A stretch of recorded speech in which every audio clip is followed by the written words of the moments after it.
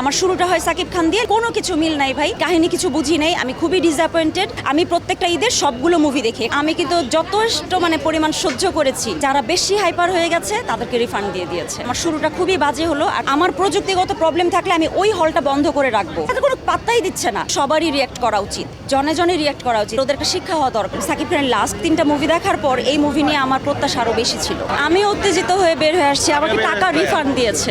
এই যে আমাকে টাকা রিফান্ড দিয়েছে 2টা টিকিট। একটা মুভি ভালো হয়েছে না খারাপ হয়েছে, ওটার মেকিং ভালো না গান খারাপ না নায়ক নায়িকা সুন্দর, এটা বোঝার জন্য আমাকে মুভিটা দেখতে হবে। কাহিনী খারাপ হতে পারে, সমস্যা নাই তাতে। সাকিব খানের মুভি যদি আমার ভালো না লাগে আমি বলবো যে না, সাকিব খানের মুভিটা ভালো হয়নি, বাট আমি মুভিটা দেখতে পারি নাই। এখন আমি কি বলবো বলেন? একটু পর পর বন্ধ হয়ে যাচ্ছে, সিন একটা থেকে ধাপ করে আরেকটাতে চলে যাচ্ছে, 10 মিনিট ব্রেক হয়ে যাচ্ছে। 10 মিনিট ব্রেক বলতে বোঝা যায় না যে সিকোয়েন্সটা কতক্ষণ লেটে। আপনি ভাত খাচ্ছেন, হুট করে যদি আমি দেখি যে আপনি আকাশে দোলনা খেলছেন, তাহলে তো হলো না। একটা সিকোয়েন্সে মিল থাকে, কোনো কিছু মিল নাই ভাই, একটু পর পর খালি বন্ধ করে দেয়। আমি কাহিনী কিছু বুঝি নাই, আমি খুবই ডিসঅ্যাপয়েন্টেড। আমি প্রত্যেকটা ঈদের সবগুলো মুভি দেখি। এখানে সাকিব খান ফ্যাক্ট না, আমি সবগুলো দেখি। আমার শুরুটা হয় সাকিব খান দিয়ে, লাস্টে আমি অন্যগুলো দেখি। এবার দেখতে পারলাম না। এই যে টাকা রিফান্ড দিয়ে দিয়েছে 2টা টিকিট। Technical fault. এই যে আমি আসার পরে এখানে খুবই রিয়াক্ট করছি, তখন আমাকে একজন লোক বলছে যে এটা ওদের টেকনিক্যাল ইস্যু। আমি যদি একটা সিডি বা ডিভিডি ভাড়া করি, সেটা কোথাও কোথাও ঝাপসা থাকতে পারে। আমাকে বোঝাচ্ছে যে এগুলো তো হতেই পারে। তো আমার কথা হচ্ছে, আমার বাসায় আমি একটা সিডি দেখতে পারি, এটা ঝাপসা হতে পারে। স্টার সিনেপ্লেক্সের মতো এত বড় একটা এই জায়গায় কিভাবে একটা প্রযুক্তিগত প্রবলেম হয়, আর সেই মুভি কিভাবে চলতে থাকে বলেন? অবশ্যই কর্তৃপক্ষ ছাড়া এটা কেউ বলবে না। এই যে এখানেই দাঁড়িয়েছিলেন ভদ্রলোক। আর সবচেয়ে বড় কথা, এখন আমাদের মুভিটা শুনেছি 1:50, এখন তো 4টার বেশি বাজে। আমি কিন্তু যথেষ্ট পরিমাণ সহ্য করেছি, চেষ্টা করছি কন্টিনিউ করার, হচ্ছে না।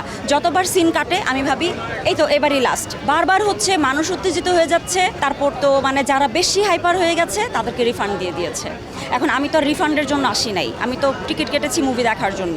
সাকিব খানের মুভি দেখি বা ঈদের মুভি দেখি, একটা সেলফি তুলবো, সবাই মিলে দেখবো, একটা রিভিউ লিখবো, মানুষকে বলবো, এটাই তো ঈদের একটা মুভি দেখার আনন্দ।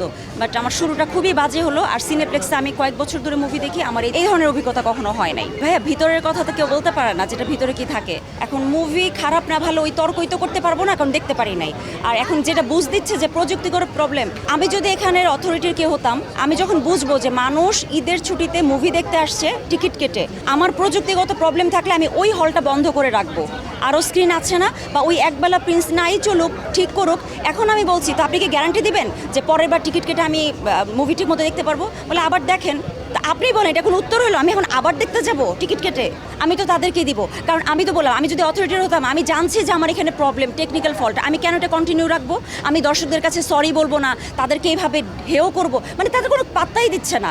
এমন যে আরে এখন ঠেকায় পড়ে গেছি, টিকিট কাটছি, মুভি দেখতে আসছি, যা দিবে তাই দেখবো না, এটা হইতে পারে না। এখন আমার মনে হয় সবারই রিয়াক্ট করা উচিত, জনে জনে রিয়াক্ট করা উচিত।